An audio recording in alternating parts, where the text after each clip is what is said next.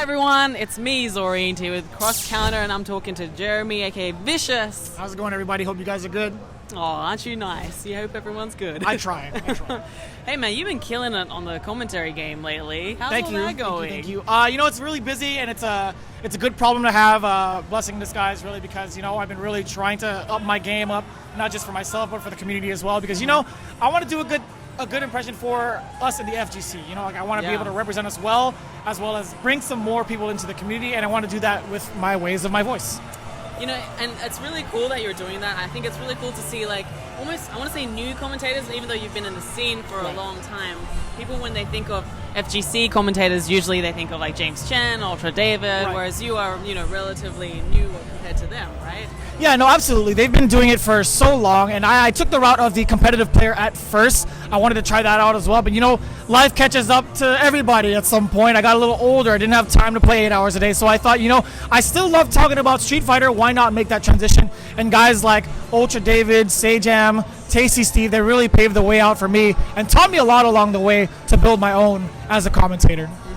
Obviously we're all kind of based in SoCal as well. Do you talk to them, and did you kind of seek out their advice, I guess, when you were going down this path?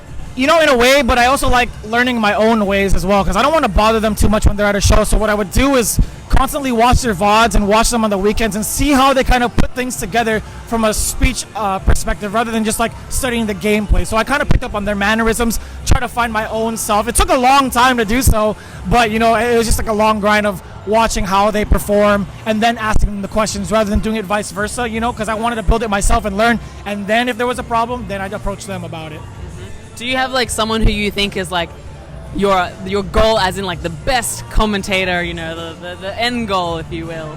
That would be me, honestly, because I don't want to replicate anybody else. I want it to be my own unique brand, my own unique individualism in my performance, because we can't replicate a Sajam, we can't replicate a Tasty Steve. They're out there for a reason. Nobody wants to duplicate that. We got to use them as an example, but at the end, make it your own.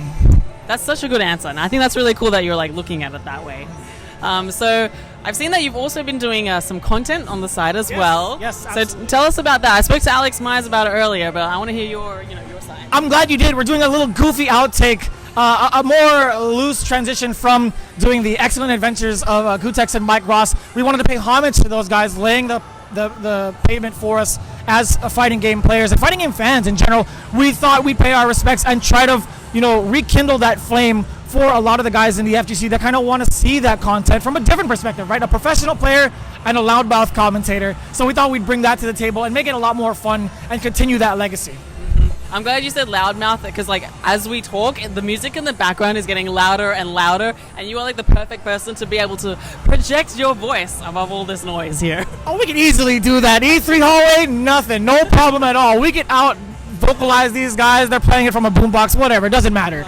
So, I thought the timing of everything that happened was kind of interesting to me, because it came right after there was kind of this controversy in the fighting game community. People were saying, some people don't give back to the community enough by doing content or anything like that, or players just play, they don't put themselves out there. Is that really, was Run It Back your show in response to that? Not necessarily. We honestly just wanted to do really cool stuff.